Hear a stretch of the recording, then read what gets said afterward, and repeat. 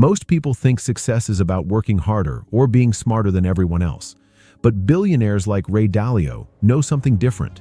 They understand a psychological trick that changes everything about how they make decisions and build wealth. And once you understand it, you can't unsee it. The founder of the world's largest hedge fund didn't just get lucky. Dalio built Bridgewater Associates from a 2-bedroom apartment into a company managing over $150 billion. But here's the thing. He almost lost it all. In 1982, he made a terrible bet that nearly destroyed everything. He got so broke that he had to borrow $4,000 from his dad just to pay bills. That failure taught him something most people never learn. And that lesson became the foundation of every decision he's made since. What separates billionaires from everyone else isn't just money or connections, it's how they think. While most people are stuck making the same mistakes over and over, billionaires have cracked a code that lets them learn faster, decide better, and see reality more clearly than anyone else. These aren't just business tactics. These are psychological principles that rewire how the brain processes information and makes choices. Today, we're breaking down the exact mental tricks Ray Dalio uses to stay ahead. These are the principles he's spent 40 years refining. The same principles that helped him build one of the most successful investment firms in history. And the best part? Anyone can learn them. You don't need to be a genius. You don't need millions of dollars. You just need to understand how your brain is working against you and how to fix it. Number 1. Mental models instead of memorizing facts. Most people try to learn by memorizing information. They read articles, watch videos, and collect facts. But billionaires like Ray Dalio do something completely different. They build mental models, and this single shift changes everything about how they understand the world. A mental model is basically a framework for how something works. Instead of remembering individual facts, you understand the underlying pattern. Think of it like this. If you memorize directions to one place, you can only get to that one place. But if you understand how maps work, you can get anywhere. That's the difference between facts and mental models. Charlie Munger, Warren Buffett's partner, calls this having a latticework of mental models. He identified over 100 of these models that he uses constantly. Ray Dalio does the same thing.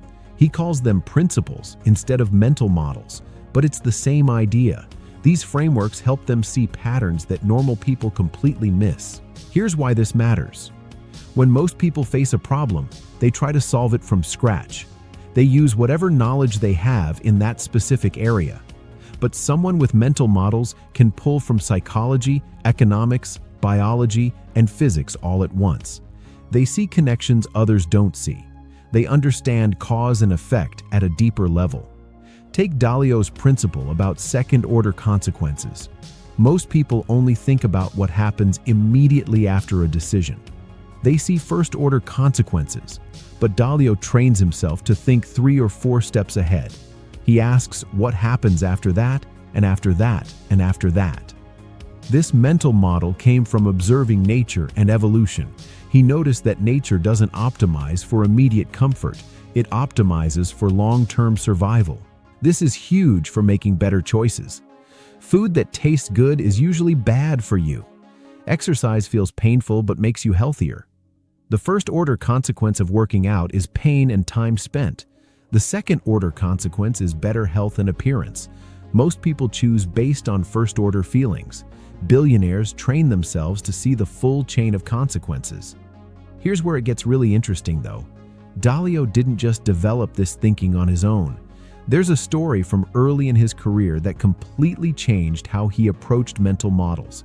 He was convinced in the early 80s that the US economy was going to crash. He went on television, confidently predicting disaster.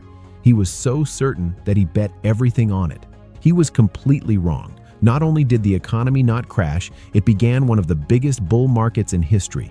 Dalio lost everything. His firm nearly collapsed. He had to let go of his employees. It was humiliating. But here's what most people don't know. That moment of being spectacularly wrong in public became the catalyst for his most important mental model. He realized that being smart wasn't enough. Having one perspective, no matter how well researched, was dangerous. That's when he developed what he calls his two-track analysis, the mental model that says humans never act purely rationally. There's always a rational track and an irrational psychological track. Every decision people make is influenced by both. Once he started analyzing situations through both tracks simultaneously, his predictions became uncannily accurate. Another mental model Dalio uses constantly is viewing the world as a machine. He sees everything as cause and effect relationships that repeat over time.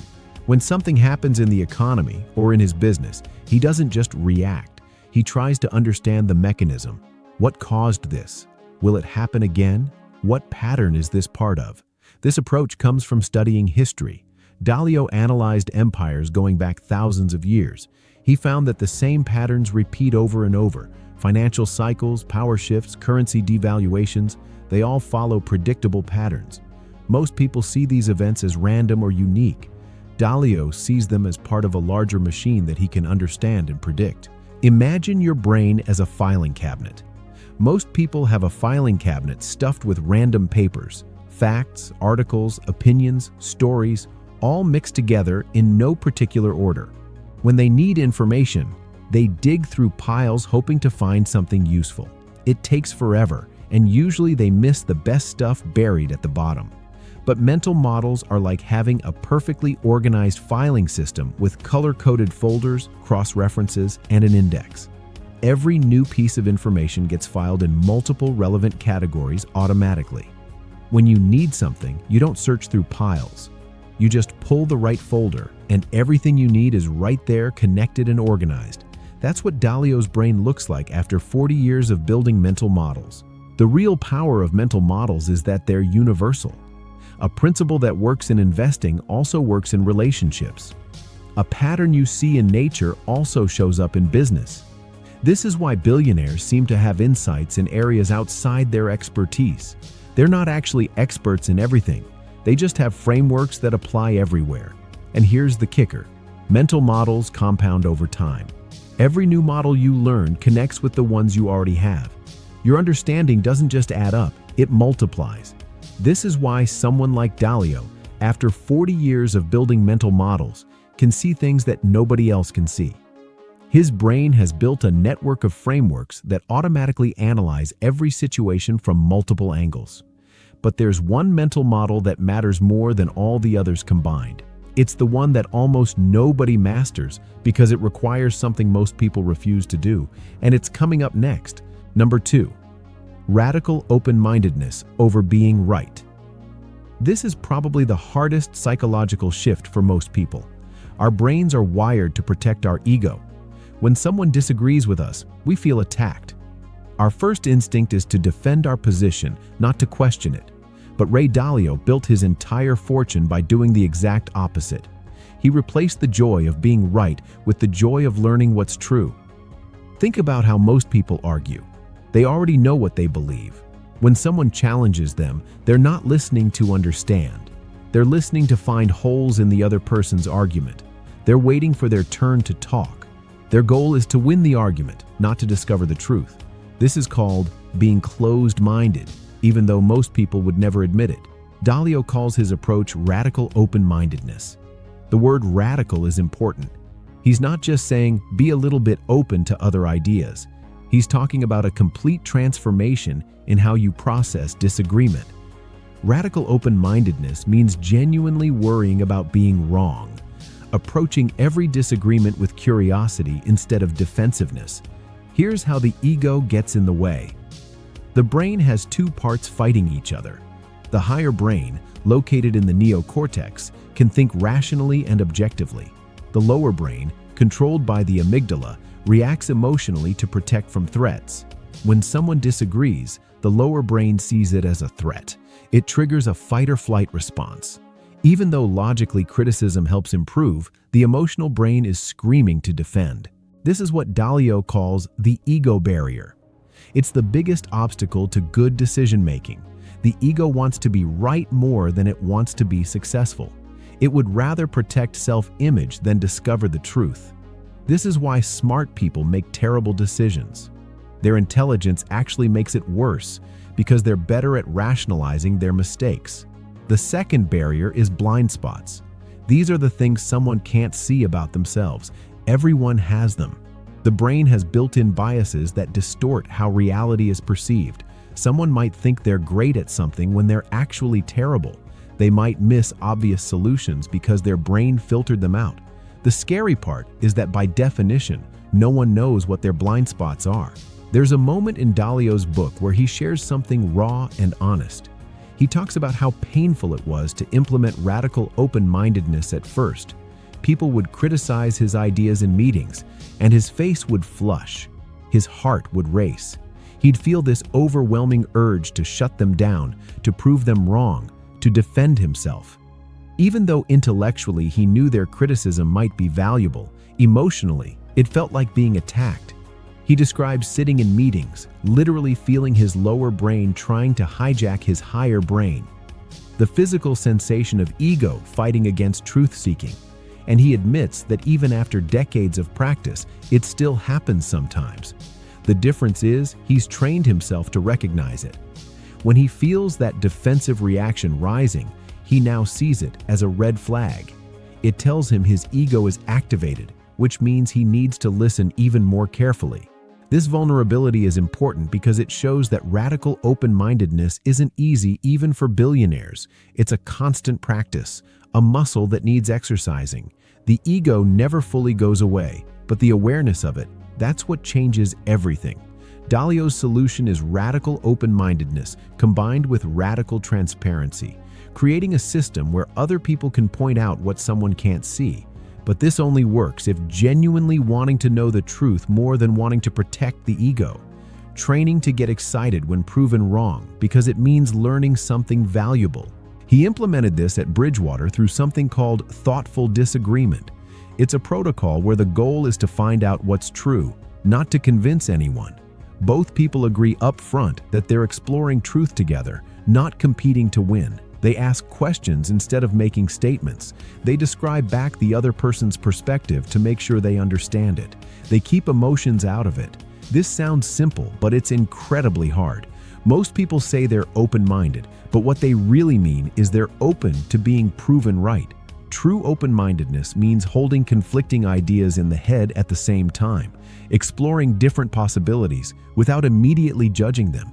Being assertive about views but completely willing to change them based on better reasoning.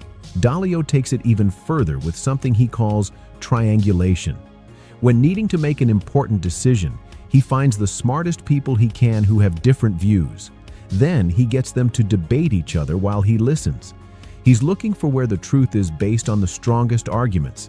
He assigns what he calls believability weightings to different people based on their track record in that specific area. This is completely different from how most people operate. Normal people ask advice from whoever agrees with them. They avoid people who might challenge their thinking. They surround themselves with yes men who make them feel smart.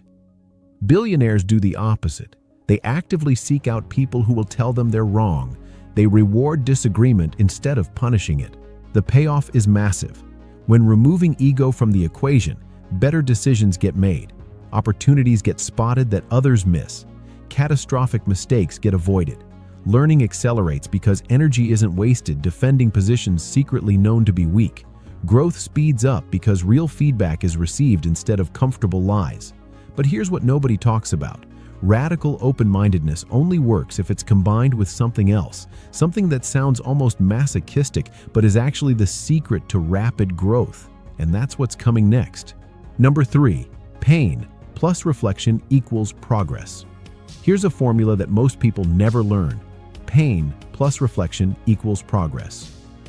Ray Dalio says this is one of the most important principles in his entire book, and it explains why he views failure completely differently than normal people do.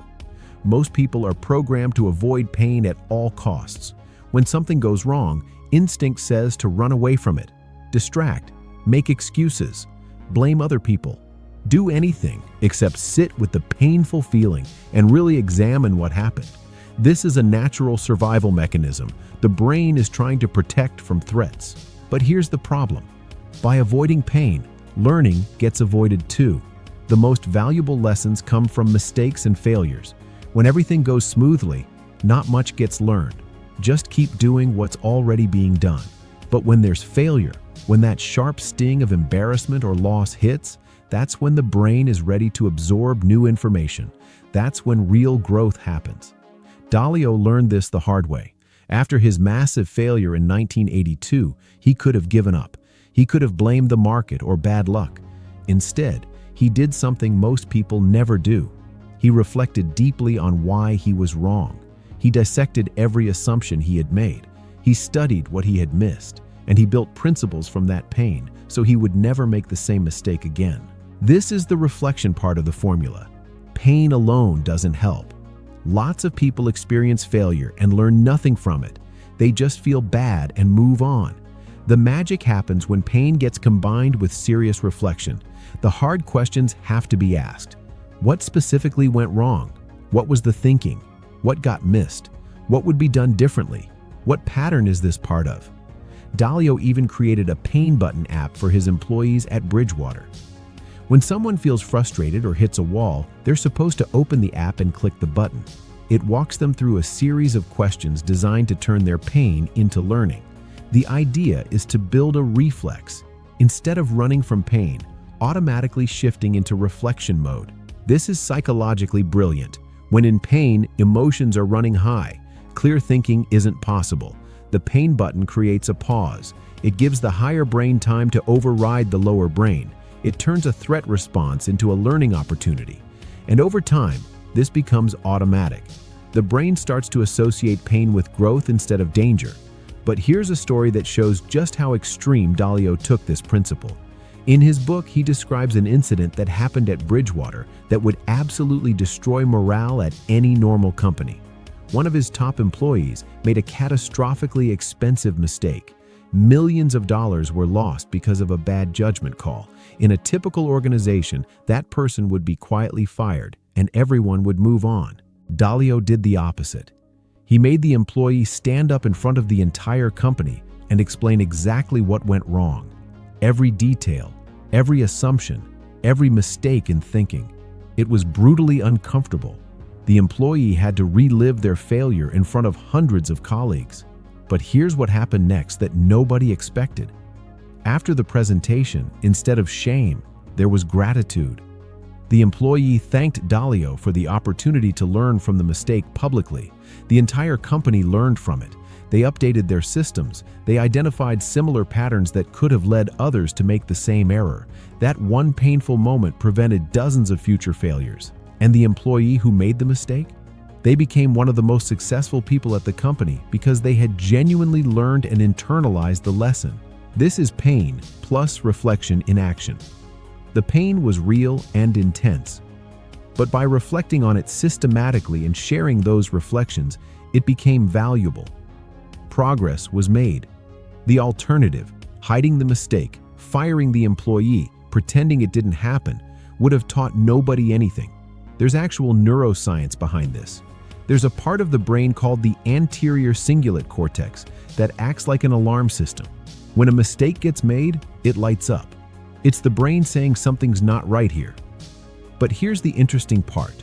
This same region is involved in learning and adapting. When reflection happens on mistakes, this area gets activated and helps the brain avoid making the same error in the future. Most people's relationship with pain is completely backwards. They see failure as something to be ashamed of. They hide mistakes. They pretend everything's fine. This is toxic because it prevents learning. If not failing, not pushing limits. And if not pushing limits, not growing. The most successful people have usually failed more than anyone else.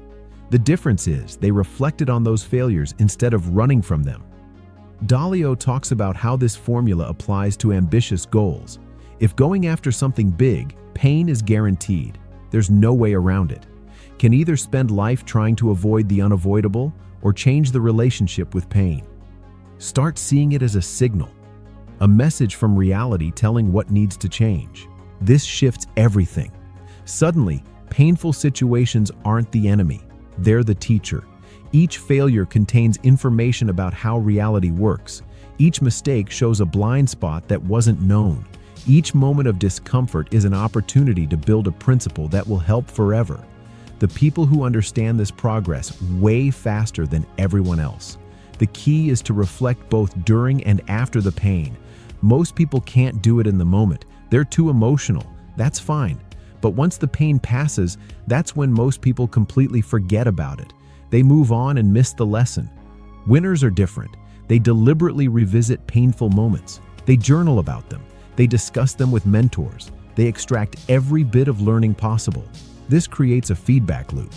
The more reflection happens on pain, the faster learning occurs. The faster learning occurs, the better decisions become. Better decisions mean fewer painful mistakes, but when mistakes do happen, the equipment exists to learn from them even faster. Over time, a massive database of principles and mental models gets built. Pain essentially gets turned into wisdom.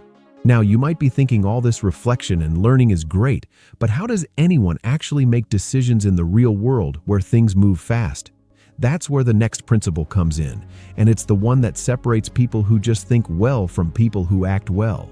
Number 4, decisions based on principles, not outcomes. Here's where most people get tricked. They judge decisions based on outcomes. If something worked out, they think it was a good decision. If it didn't work out, they think it was a bad decision. But billionaires like Ray Dalio know this is completely wrong. A good decision can have a bad outcome, and a bad decision can have a good outcome. What matters is the process, not the result. Think about it like this. If all money gets bet on red at a roulette table and it wins, was that a good decision? Most people would say yes because of the win, but that's outcome-based thinking. The decision itself was terrible, just got lucky. Eventually, that kind of thinking destroys everything. On the flip side, a brilliant investment could be made based on solid research and still lose money because of an unpredictable event. The decision was still good, even though the outcome was bad. This is why Dalio focuses on principles instead of outcomes. A principle is a rule for how to deal with situations that repeat over time. When facing a decision, it's not just winging it. Principles get checked for what they say about this type of situation. The process that has proven to work over thousands of instances gets followed. This removes emotion from decision-making and makes choices consistent. Most people chase outcomes. They see what worked last month and try to repeat it. They follow trends. They copy whatever looks profitable right now. This is reactive thinking. It keeps people trapped in short-term cycles, always responding to the latest thing instead of following a clear strategy. And when the outcome is bad, it's unknown what went wrong because no process was being followed in the first place. Principle-based thinking is the opposite. Rules get built based on deep understanding of how things work. These rules get tested over time. They get refined when they fail, but they're stuck to even when it's uncomfortable. This is how Warren Buffett can pass on investments that everyone else is chasing. His principles tell him it's overpriced, so he waits. He's not swayed by outcomes other people are getting. He trusts his process. Dalio takes this to an extreme level. He's codified over 200 principles for life and work. These aren't vague inspirational quotes. They're specific rules for specific situations. When his team faces a decision, they don't just give their opinion. They reference which principles apply. This creates consistency across the entire organization. Everyone is making decisions based on the same proven frameworks. The psychological benefit is huge. When clear principles exist, there's no constant second guessing, no paralysis by decisions. The rule for this type of situation is already known. It gets followed. This saves massive amounts of mental energy, and it prevents emotional decisions being made in the heat of the moment. Here's another advantage. Principles work across different domains. A principle developed from investing might also apply to hiring people or managing relationships. This is because good principles are based on fundamental truths about how reality works. They're not narrow tactics. They're broad frameworks that keep revealing new applications. The hard part is developing these principles in the first place. They can't just be made up. They have to be tested against reality. Dalio built his principles through decades of trial and error. Every time something went really well or really badly, the underlying principle would get extracted. It would get written down. It would get tested in new situations. Over time, these principles became more refined and more powerful. This is why billionaires seem to have such good judgment. It's not magic. A better decision-making system has just been built.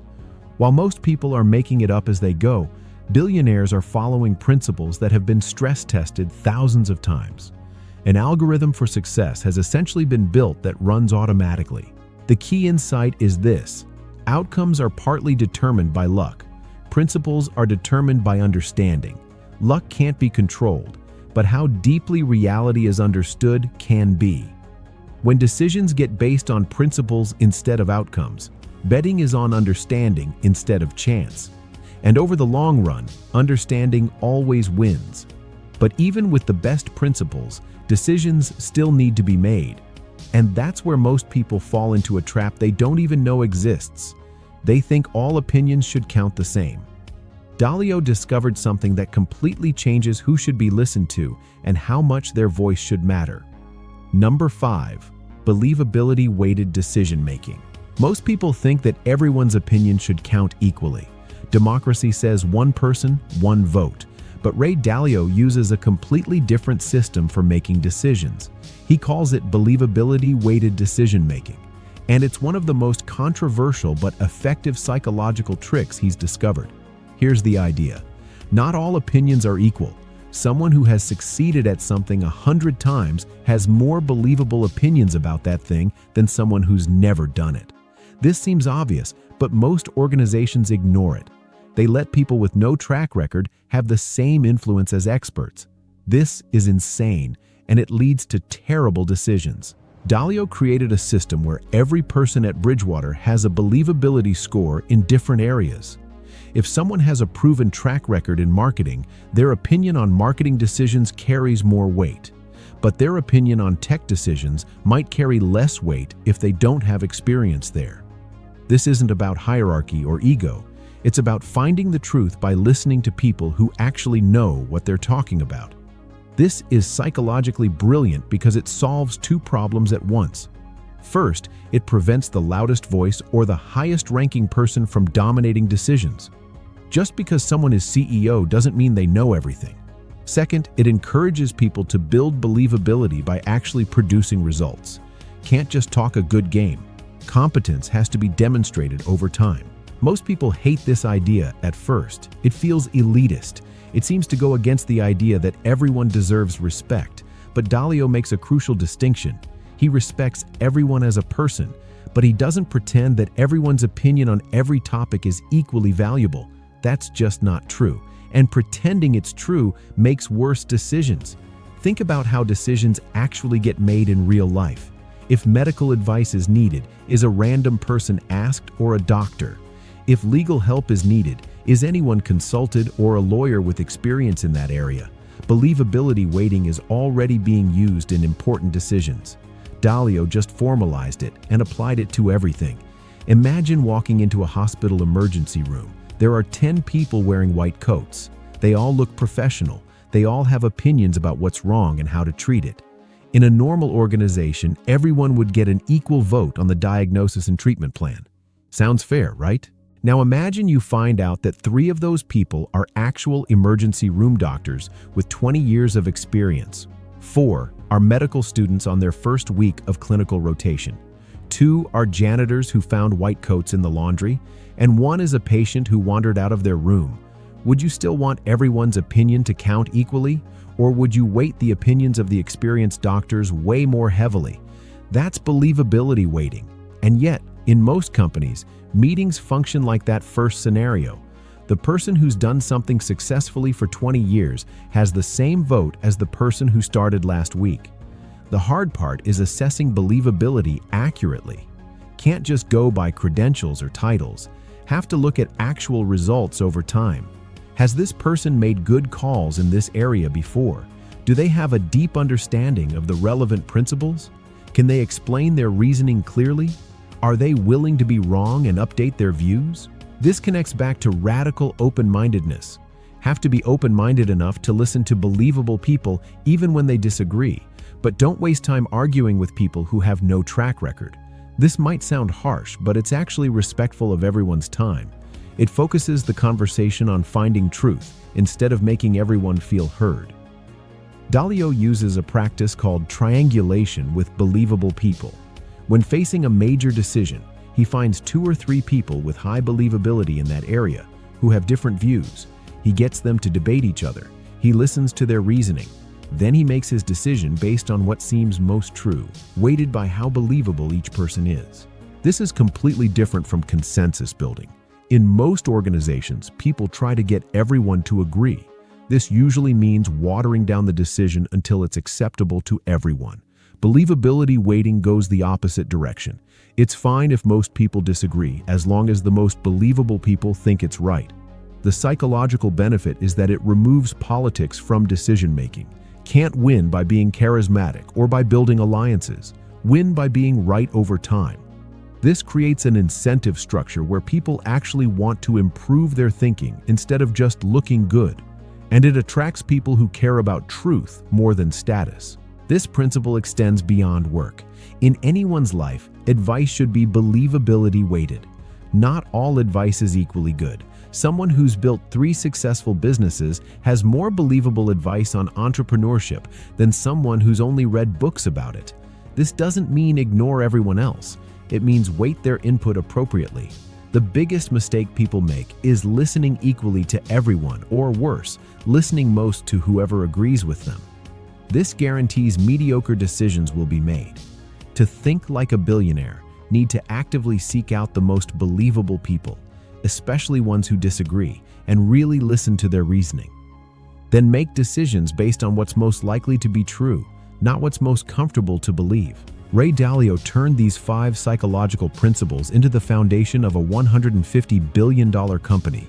Mental models that work across every area of life. Radical open-mindedness that values truth over ego. The formula that pain plus reflection equals progress. Decisions based on timeless principles instead of temporary outcomes. And believability-weighted thinking that finds truth by listening to people who actually know what they're talking about. These aren't just business strategies, they're ways of rewiring how the brain processes reality. Most people will never learn these tricks because their ego won't let them. They'd rather be comfortable than successful. They'd rather be right than learn what's true. But now anyone watching knows what billionaires know. The question is what gets done with it.